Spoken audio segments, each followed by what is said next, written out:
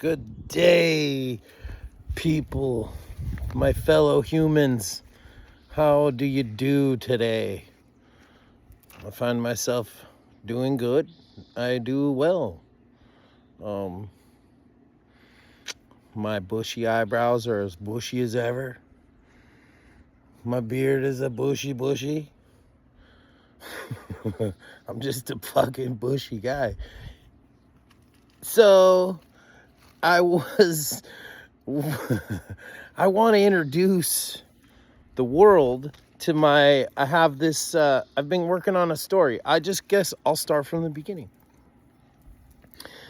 A year before my dad died, some neighbors of mine, they're like, hey, Schwa, we want to play D&D. And I'm like, oh, yeah, okay. I played once before with some roommates, and it was just like, guest Schwa, come hang out. We're having a potluck and D&D. And I'm like, okay, cool, fun, let's go. I ain't got nothing else to do. And it was fun. Surprisingly very fun. I mean, I assumed the game was pretty fun to begin with, but it's like a game for actors, you know, so they can create characters and pretend like they're that character and then go through some kind of like epic adventure with some dude who spent hours and hours and hours figuring out a game that the players just systematically ruin with their banter and bullshit. But anyways, I was like, yeah, okay. And they're like, yeah, we need a DM. And I'm like, okay, Schwa, you can be the dungeon master. Never even played the game, really. I created a dwarf named Tom Bombadil.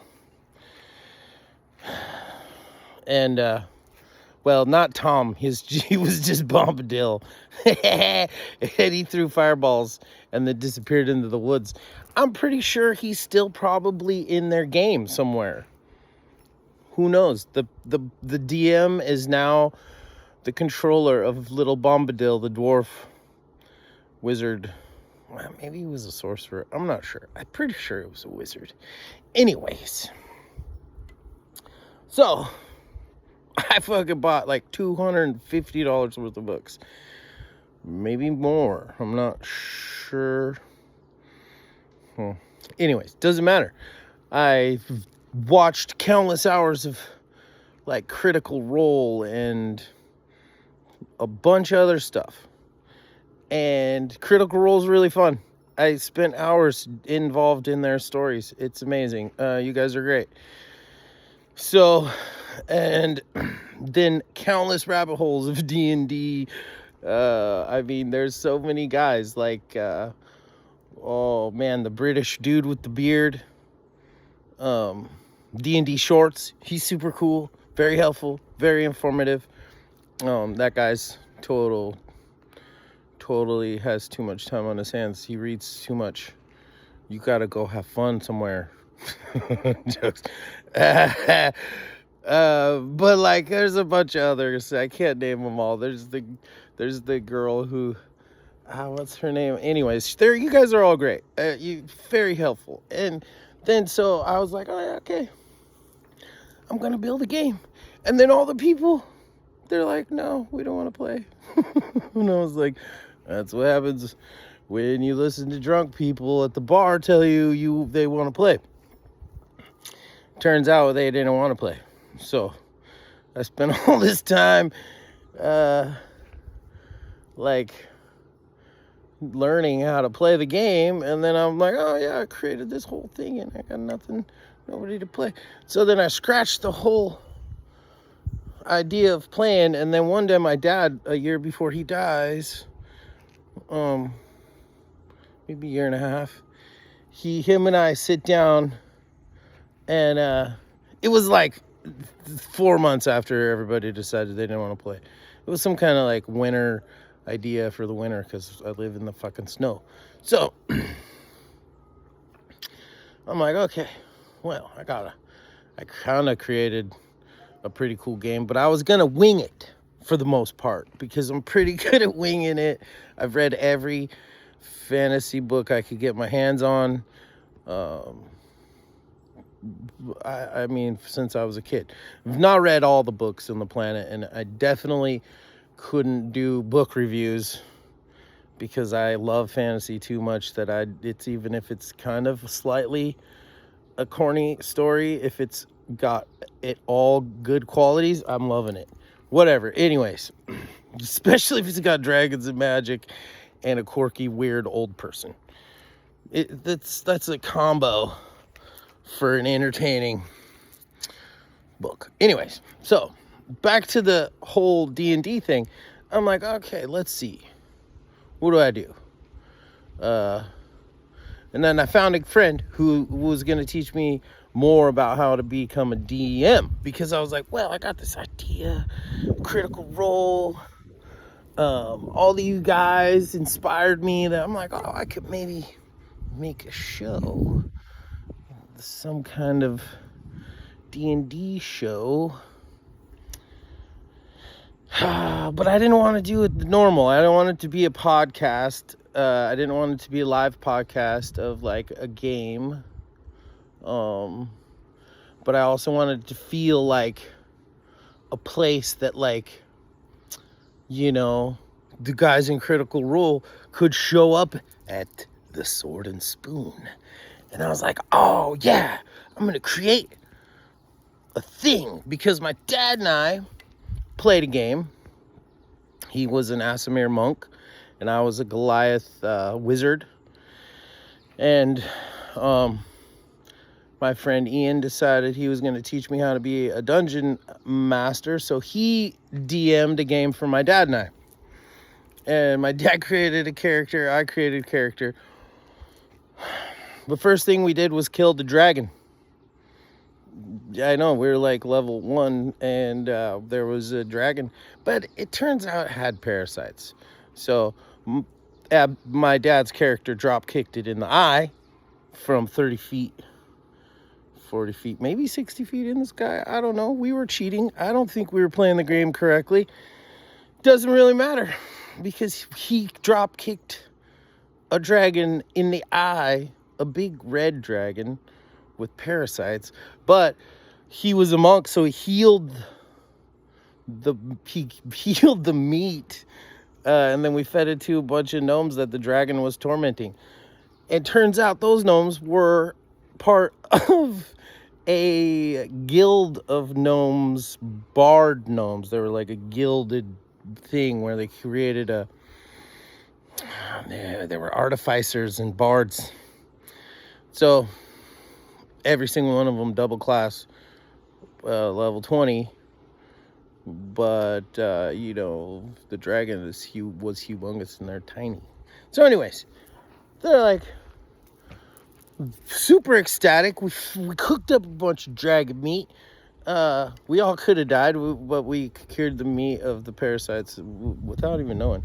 And then the gnomes built us a dragon wagon with the bones of the dragon, some crazy crystals that they had, and some shit from the dragon's scales, and like everything from the dragon we turned into a wagon. So now my dad and I's characters are cruising down the countryside with the dragon wagon with a cupboard of holding. Instead of a bag of holding, we created the gnomes. They gave us a cupboard of holding, which is like 4 or 5 bags of holding in a cupboard. And then we put the inside of the dragon wagon into a pocket dimension. So when you go in there, it's larger than it appears on the outside, which is total badassery. And then we go, okay, now what? Well, so Ian, because we killed a fucking dragon like first 2 minutes of the game, we spent the rest of like 5 days just moving in a wagon. And I rolled so many ones, I didn't see nothing except for fucking flowers. Which, I like flowers. Flowers are cool. But it was 4 hours of riding in a wagon. That's what you get for killing the dragon at the beginning of the game. Anyways, so at the end of the 4 hours of wagon adventure, which, I mean, was kind of boring. So we get to this place that's like old, rundown, like a temple type thing with like a shack and this guy leaning up against the shack. And he looks sad. And he has this bowl in his hand. And my character, sits down next to him and asks him what his name was and what he was doing here. And he tells me his name is Nobody. And that he was here because he ended up walking to this space and didn't want to walk any farther. And his inside the bowl was a fresh, steaming pile of rice. So I ate the rice because I was drunk, because we'd been drinking for 4 hours in a wagon. Well, my dad's character, he decided to sleep the whole time, so there was little interaction with my dad's character. And then Nobody says something about needing a spoon, and then I say, well, we have a spoon. And he says, do you have a sword? And I said, I have a sword. And I hand him a spoon. This is the spoon. And he says, thank you. I've been eating with my hands for days. And this bowl is a never-ending bowl of rice. I'm like, oh yeah, the never-ending bowl of rice, and I'm wasted. And I'm like, oh. He goes, yeah. As soon as it's empty, it fills right back up, fresh, like it was never empty.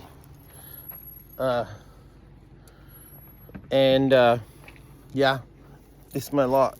This is all I have. Everything else burnt to crisps by some nefarious reasons. So, okay, that was the end of our D&D session. The only game I played with my father, the only game that I started at level 0, session 0, and we only played one session. But at the end of that session, I was like, man, the Sword and Spoon is such a great idea and a name for a venue for interactive live action role play. D&D. Potluck meets D&D. Meets dressing up in a costume, meets playing your character inside of a space that looks like an impossible feat of construction that some crazy artificer monk and some wizard bard Goliath constructed. And there's so much lore. I have so much lore now. There's so much I have, because then I in turn found some people who wanted to play, but then it was kind of like individual based, like one-on-one, me and one other person. So I've had few friends want to play, but they were the only ones. So yeah, I don't mind playing individual one-on-one. Also, I don't mind including them in the whole grand scheme of the world of the Sword and Spoon. So anyways, I've been wanting to introduce the world to this idea for a long time. And thanks for listening. In the coming months, years, I will do my best to create this space for people to come and play and interact and enjoy life and eat some good food inspired by RPG world of Dungeons and Dragons and other stuff. I don't know. I'm not, you know, I don't work for anybody. So it's open. It's open. Let's have fun.